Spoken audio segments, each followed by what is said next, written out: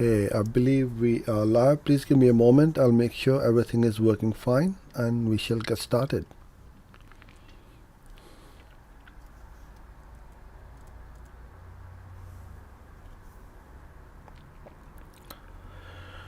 Okay, everything seems to be working fine.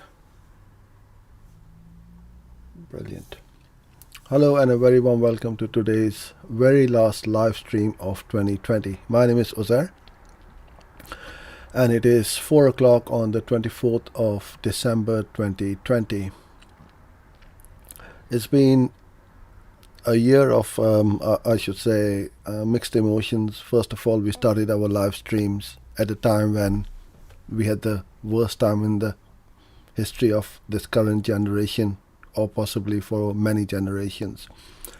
The sole aim was to help everyone with their online digital marketing to get started with promoting, advertising, and pushing their name and their brand out to the open world. I never thought we'll be in December still doing these live streams every day. Every weekday, I should say. So without much interruptions during the year, we continued to carry on with these live streams every week. We had some technical glitches every now and then, but that's to be expected. But it's going really well. We're building up our YouTube channel. Our channel subscribers are growing, and people like what we do. So we shall continue to do this in 2020. So today it is, every Thursday it is a question and answers session. If you are new here, the format is I'll cover a certain topic, workflow or technique on how to set up Google Ads.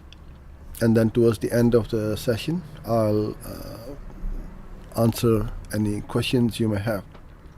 So there's a question box around the video, so please put the questions in over there and I shall try my best to answer them for you. But please don't wait until the very last second, because there is I believe there's a 30-second delay in the transmission, so I may not see your questions if you have left it to the very last minute.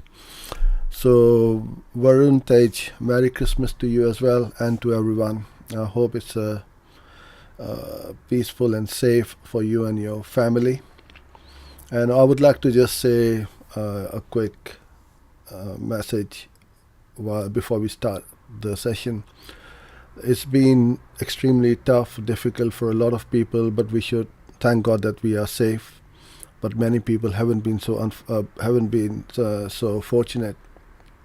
They have suffered quite a lot with the virus and also have lost their loved ones. So let's keep them in their prayers, and let's hope and pray that 2020 is a new year, a fresh start, and hope this virus goes away quickly so we can get back to the way we were at the beginning of this year. Okay, so I've got my slides over here, and I'm going to start with these questions which have been sent across to me.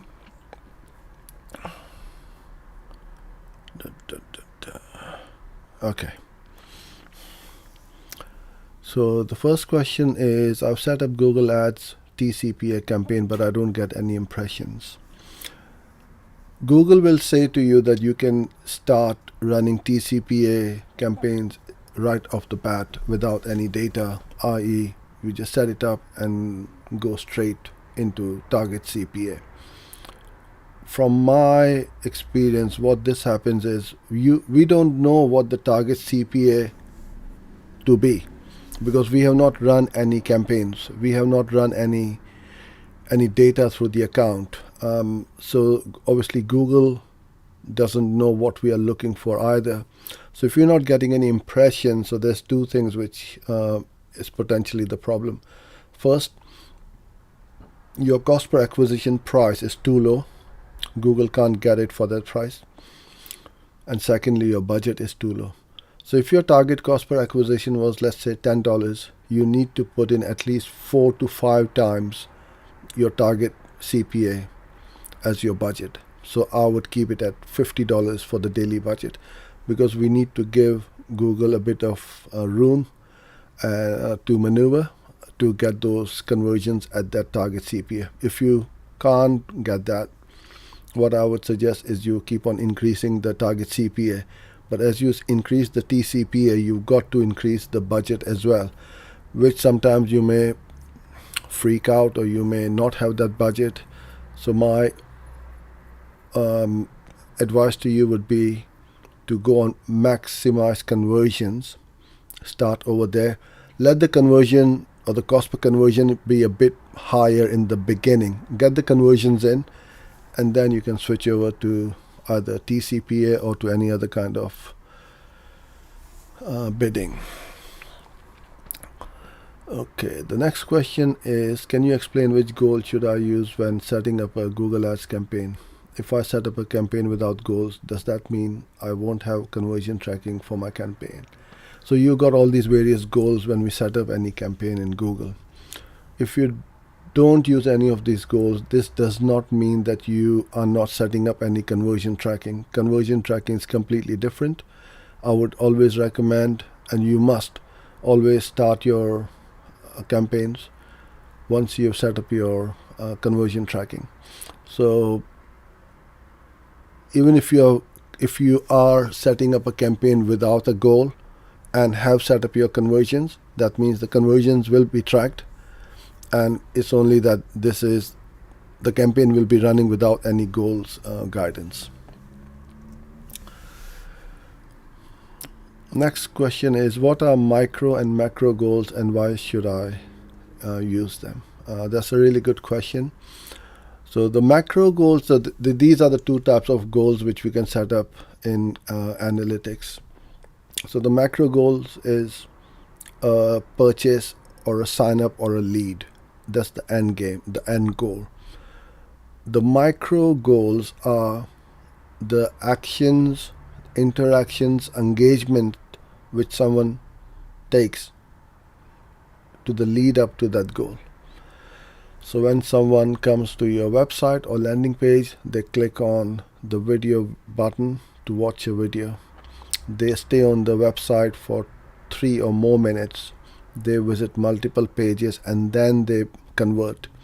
So those little goals, it shows us and tells us the quality of the traffic, how the visitors to your website are engaging or not engaging. And if they are not engaging, that means the quality of the traffic may not be right. The targeting may be, way off, and you need to look at that.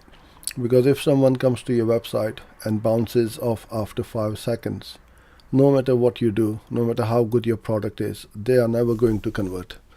So these micro goals will give us some kind of insight as to what could be the problem if you are not getting any macro conversions.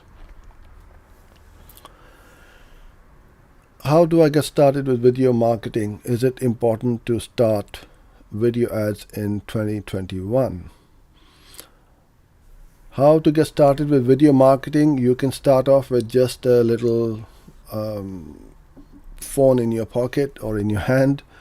You don't need expensive equipment. All you need is a $10 microphone, and you can then start to shoot videos, create content, and upload to YouTube, Facebook, Instagram, and all these platforms. How important it is to start video ads or content marketing with video, it is extremely important. When the lockdown started in early part of this year, we started going live stream. So before the lockdown, we used to upload videos every other day or once or twice a week. But then we made a decision that we are going to upload videos every day, and very soon we started to upload multiple pieces of video content every day on our channels. So we upload to YouTube, Facebook, Instagram, LinkedIn, Twitter, Pinterest, Google, obviously.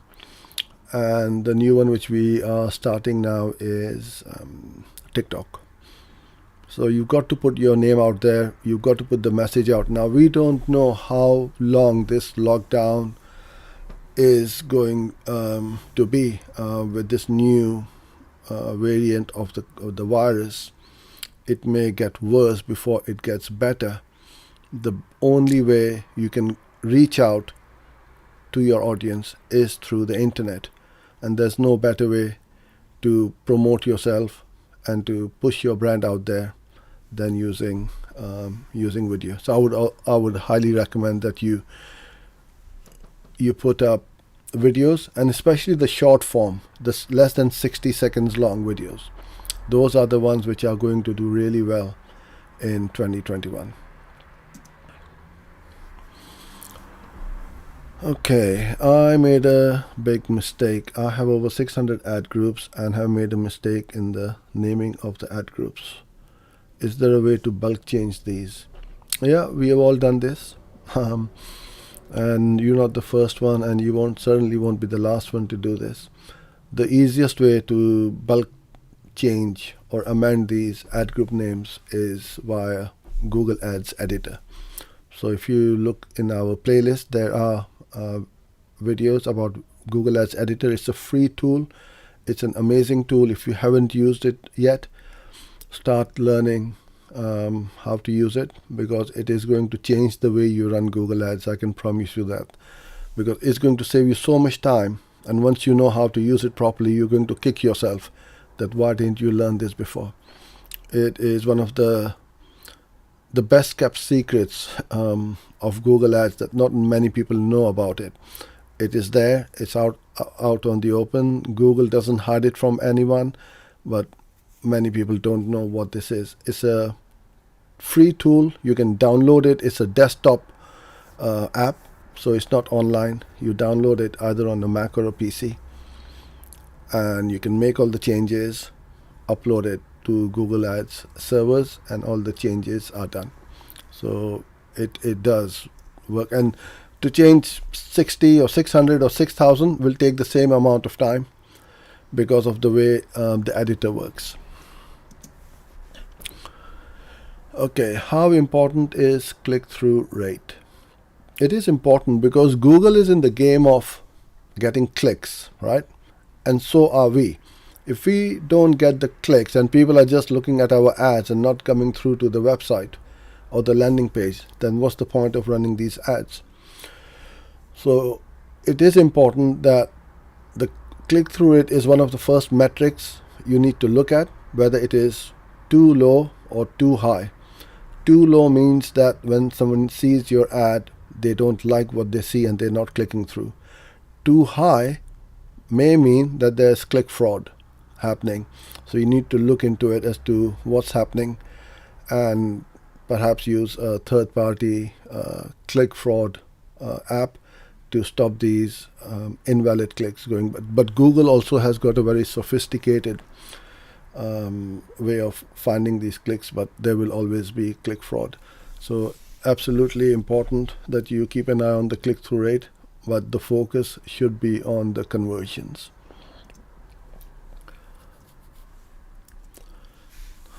Can I install Google Analytics directly on the website and then also set it up in Google Tag Manager? No, you don't want to double it up. All you do is you set up your Google Tag Manager account, take the tag from there, put it on your website. Then any tags you need to embed on your website, you run it through Google Tag Manager, because as the name suggests, the Tag Manager, it manages all your tags. It's super easy. Well, when I say super easy, it's easy when you know how, but in speaking in general terms, the way it works is you take that one tag piece of JavaScript, put it on your website, and all you do is you start putting all your tags in Tag Manager. Facebook, Google, LinkedIn, Twitter, any kind of tag, remarketing tags. any kind of tag you want to track, run it through your tag manager, and it keeps everything super organized and simple, and you don't need to keep touching the website, because quite often when you have a client website, you have to keep going to the client, oh, can you add these tag and that tag. Once the GTM tag is installed, you don't need to go to the client ever again, unless they have removed the tag from the website. So everything we work on is through the tag manager. How do I find good keywords with the best return on investment? First of all, you need to find the most relevant search terms, right? And think that, okay, these are the kind of keywords and search terms which people will be searching for. So go with those bullseye search terms and then run them. And as you run them, you will find in the search term report how your ads got triggered. And if you find some new ones and good ones, you keep adding them to your campaigns. So without running the campaign, you don't know which one is going to be the winner and which one is going to be the loser, which is converting more, which is expensive, which is getting the clicks but no conversions. So until you don't run it, nobody can actually tell you that these are the keywords which are going to convert, unless you have been running the same keywords for the same industry or niche. Okay, so I can see there's lots of quite a few questions on the chat. I'm going to go to them now. So now's your chance to put your questions in, and if you haven't subscribed and hit the bell button yet, then please do so, because every time we go live or put some new piece of content, you will be the first one to be notified. Okay, I'm just going to open up my channel.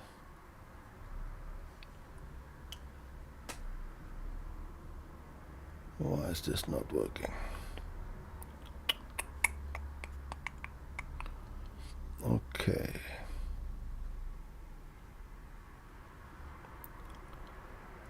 Your channel. All right.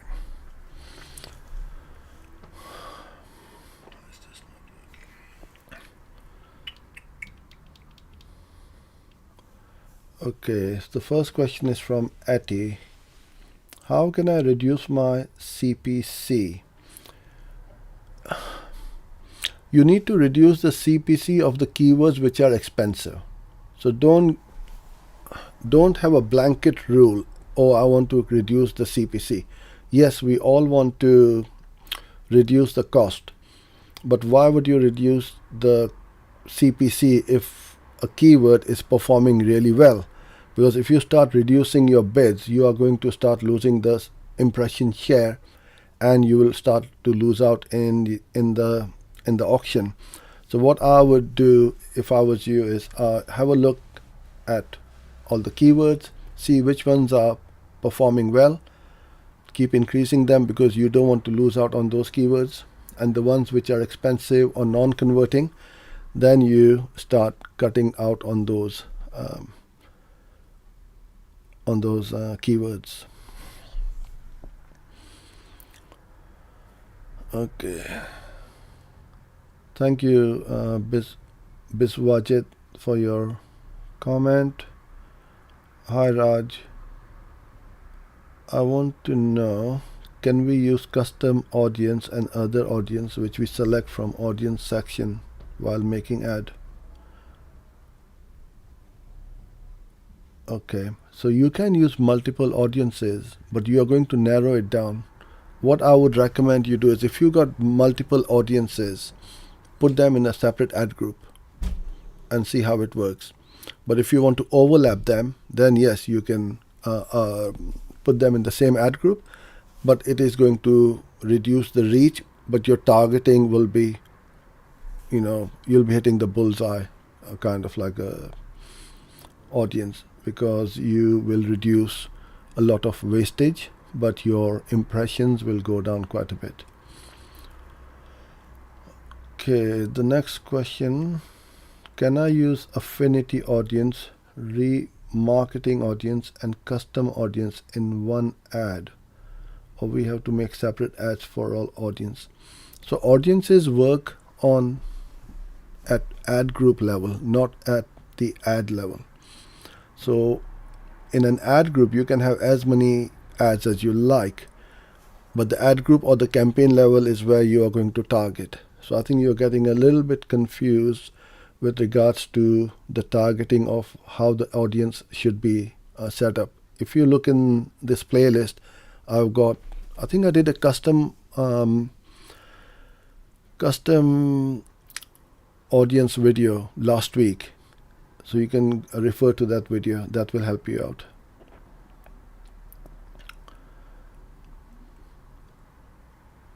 What do I think about the new Apple and FB ads update? Well, nobody is not quite sure at the moment as to how this is going to pan out. So we shall wait and see as to what happens. I'm sure Facebook will have a workaround as to what Apple are trying to do. Hi, Varun Tej. I personally believe expected CTR is most tricky component of quality score. How to understand it, and I guess you written execute it. Yeah, so expected CTR is just a metric where it is forecasting, right, as to what it should be. But what you want to do is to try to keep your keywords and the ads in the ad group so that they are super relevant to each other. And when that happens, then your CTR is going to increase. Don't put in too many different keywords, because those keywords, if you got 15, 20, 30 keywords in an ad group and they're all different, they can never be relevant to that same couple of ads. So the way we do this, and I don't know whether you've seen this before or not, but we have got a keyword planner where it sorts out all the keywords in all of its ad groups. And if you go on this, I'm going to put a link in the comment underneath it later on, and you can download that for free and you can use that keyword planner. It will help you organize all your ad groups.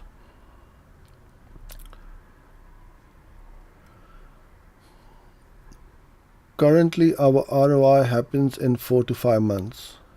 What should be the benchmark period we keep in mind? There isn't one, because if this is how long the sales cycle is, then it will be. Because if somebody is buying a house or a car, they are not going to convert in 2 weeks or 2 days. So what you need to do is to make sure that you allow for the cash flow for your marketing, because you don't want to run out of cash, because you know that it is going to take you 5 months to get the cash back once the conversions start to happen at that particular amount. So what you want to be doing is to have a very detailed business plan and cash flow forecast. So then you know that, okay, each month we are going to be spending so much. We should hopefully get this many leads. And from these leads, we are going to close so many into customers. And each customer will be for the value of such and such dollar amount. That's how you would work. There is no benchmark for the conversion cycle or how long it should be for a customer to convert. So I believe I have answered all of your questions. So then we should wrap this up. Once again, I would like to say a big thank you to all of you for your valued support during 2020. We'll try our best and continue to go live stream from the 4th of January. We have the next week off to bring you some more Google Ads, digital marketing, and lots of other new stuff which we are planning. So stay tuned, and wish you a Merry Christmas and a Happy New Year. Stay safe, and I'll catch up with you hopefully on the 4th of January. Till then, goodbye.